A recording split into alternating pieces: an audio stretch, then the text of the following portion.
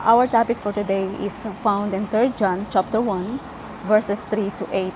And the title of my topic for today is Life and Truth Perfected by Love in Action.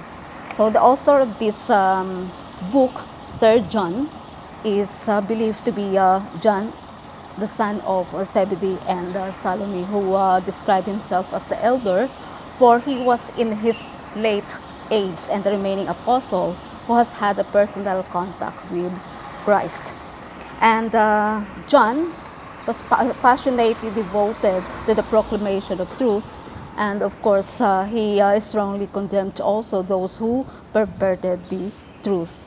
And this letter is addressed to a person named Gaius, other friend of John, whom he called his beloved, indicating a strong affection between them, and known for his hospitality also. And the occasion is that the traveling teachers sent out by John were rejected in one of the churches by a dictatorial leader named Diotrephes, who strongly disobeyed and slandered John. So he even excommunicated those who gossiped him and showed hospitality to the traveling teachers.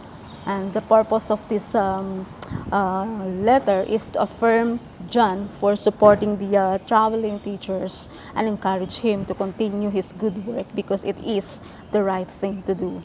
And the theme of 3 John is imitate what is good and do not imitate what is evil.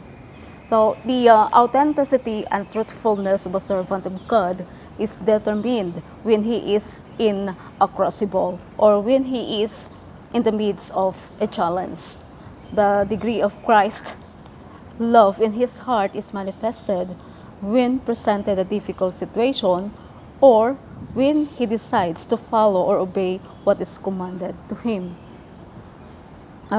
Loving every person he come in contact with proves that he is truly a servant of God, because that is what God commanded us, to love one another. So if a person can, if you can love the person you meet along the way or you have contact with, so it always shows that the love of God is manifested in your love.